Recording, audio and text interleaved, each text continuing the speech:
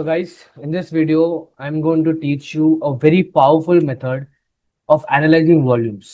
David Paul ने actual में अपने ट्रेडिंग साइकोलॉजी के बुक में ये बात बोली थी कि इंस्टीट्यूशंस एक्चुअली प्राइस को कंट्रोल कर सकते हैं but they can not control volumes.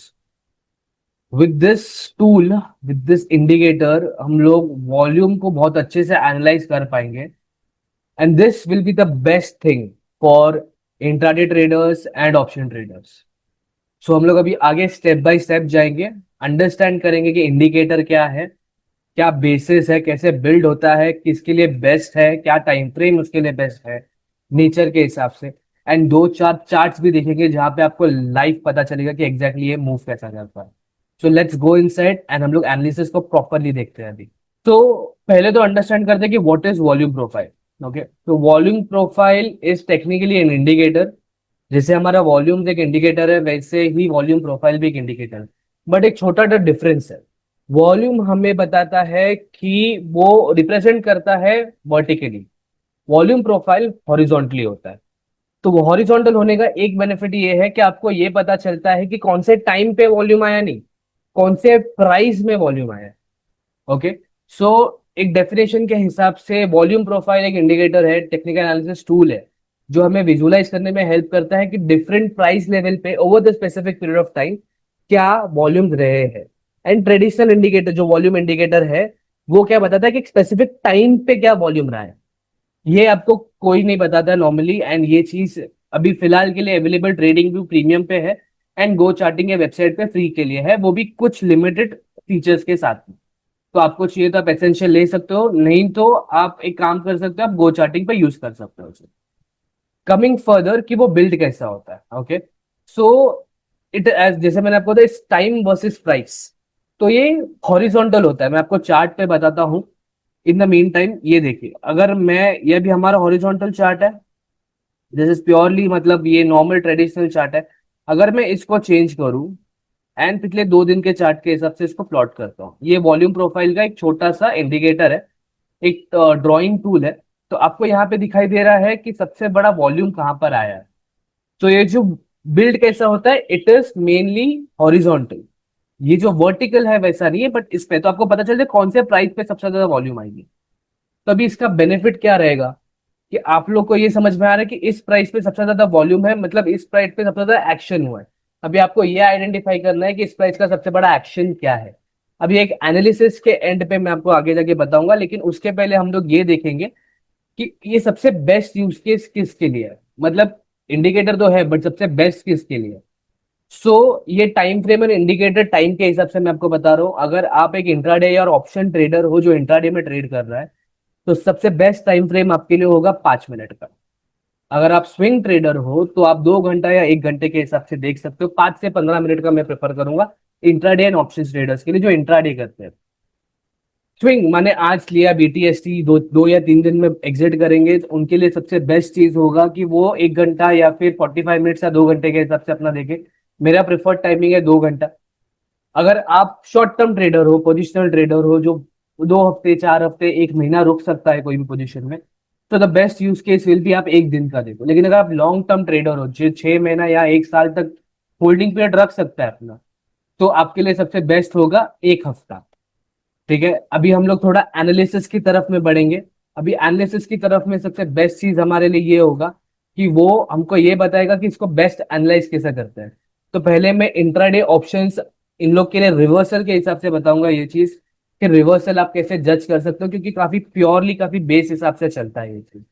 Okay, going further हम इस पे और भी डिटेल में डिस्कशन करेंगे नेक्स्ट वीडियो पे, बट फिलहाल के लिए हम ये देखेंगे इसका बेसिक एनालिसिस क्या है.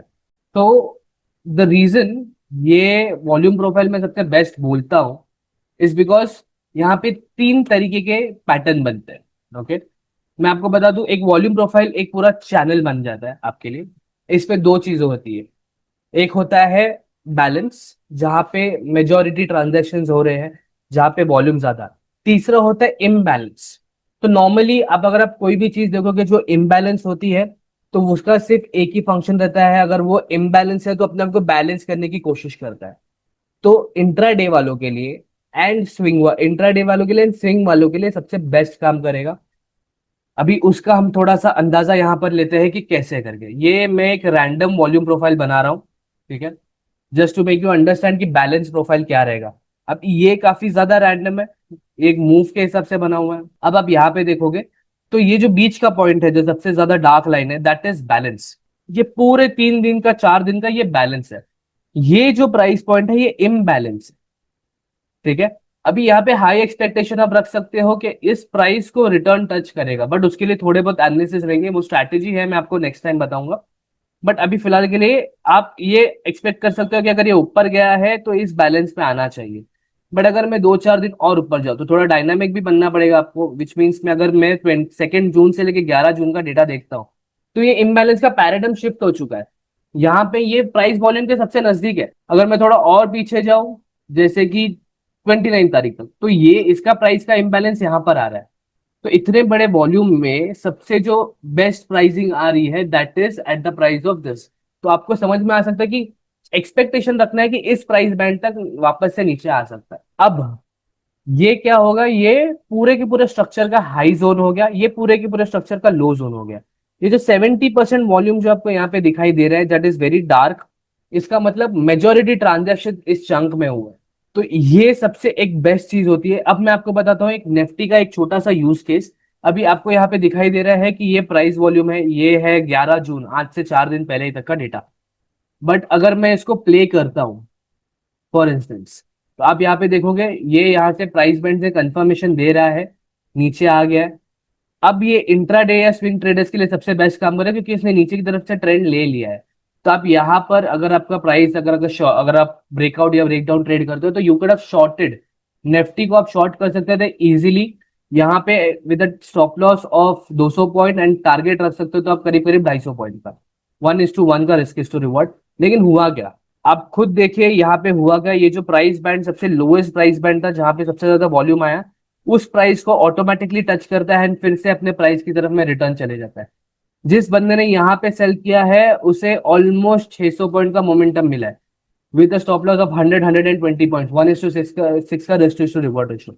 लेकिन अगर मैं इसको और स्ट्रेच करूं अभी करंट प्राइस के हिसाब से, विच मीन्स वॉल्यूम अभी भी उधर ही है, विच मीन्स वो अपने बैलेंस के लेवल पे आ चुका है, इम्बैलेंस से अपने बैलेंस पे आ चुका है।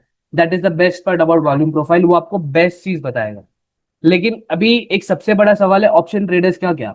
ऑप्शन ट्रेडर्स अगर यहाँ पर 25,000 का पुट ऑप्शन बाई करते तो उनकी पॉसिबिलिटी होती कि वो 25,000 का put option for the current month, in fact for the next ये वीक जो है, तो 3rd वीक ऑफ जून, वो आपको उनको मिलता 250 के आसपास। 250 से उनका स्टॉप लॉस जो रहता था वो 300 के आसपास रहता था, 300 350 का। बट वो जो मोमेंटम मिलता था वो ऑलमोस्ट उनको 500 पॉइंट का मिलता था, मिनिमम 500 पकड़ के चल रहा हो, 700-800 पॉइंट तो मिल ही गया। तो ये ऑप्शंस के लिए इस हिसाब से काफी ज्यादा बेनिफिशियल है। अब हम थोड़ा सा और इसको लॉन्गर पैराडाइम में देखते हैं, ठीक है। जैसे कि मैं आपको आवरली चार्ट अगर मैं आपको बताऊं, मेरे को थोड़ा और पीछे जाना पड़ेगा बिकॉज दिस इज नॉट, हम इस पे नहीं बता सकते, तो मैं थोड़ा और पीछे जाकर इस प्राइस बैंड पे मैं आपको बताता हूँ कि ये स्विंग ट्रेडर्स के लिए कितना काम का है। अगर मैं ये वॉल्यूम प्रोफाइल एक बॉटम ट्रेंड से लेके टॉप ट्रेंड पे जाता हूँ और यहाँ पे एक वॉल्यूम बन रहा है, ओके, तो यहाँ पर मैं अभी प्ले करके देखता हूँ कि ये क्या हो गया। अभी यहाँ से रिवर्सल हो गया, अपने बैलेंस पे आ गया, ठीक है। अभी यहाँ तक का डेटा मेरे पास है। इस डेटा पॉइंट पे what I will be doing is मैं इस पॉइंट को फिर से थोड़ा और खींचता हूँ। अभी मुझे यहाँ पे दिखा रहा है ये बैलेंस पे है, तो मतलब अगर यहाँ से मुझे 50 पॉइंट्स का मोमेंटम मिल सकता है, आवरली बेस का चार्ट है। अब मैं यहाँ पे मेरे लिए सबसे काफी अच्छा ट्रेंड बेस्ड है क्योंकि मैंने इस पे ट्रेड किया था, तो मुझे ये प्रिसाइसली याद है ये चीज कि मैंने ये ट्रेड लिया था करके, ओके। अब ये मैंने क्या कर लिया, 12 पॉइंट का तब तो स्टॉप लगा लिया एंड मैंने 12 पॉइंट से अपना टारगेट रख दिया यहाँ पर 1:8 का रिस्क इज टू रिवॉर्ड। अब देखते हैं कि ये मोमेंटम हमें मिलता है कि नहीं मिलता। अभी थोड़ा टाइम के लिए रुका, दूसरे दिन तीसरे दिन मोमेंटम मिल गया हमें, विच मीन्स हमारा टारगेट यहाँ पे अचीव हो गया within what 4 days. 4 days में हमारा स्विंग ट्रेडर रिवर्सल ट्रेडर्स के लिए target achieve, they are done. तो अगर हमको ऐसा इम्बैलेंस दिखता है वॉल्यूम प्रोफाइल की थ्रू तो आप you can make a best use of it.